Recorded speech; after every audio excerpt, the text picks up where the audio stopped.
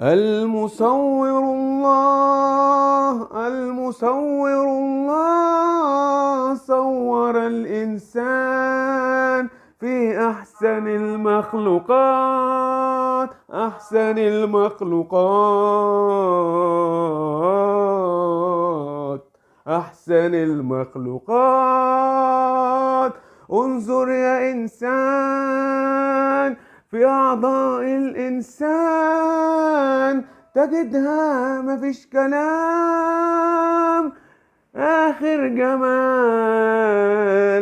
انظر يا إنسان للجسم كمان، للأوعية الدموية ماشية في الإنسان.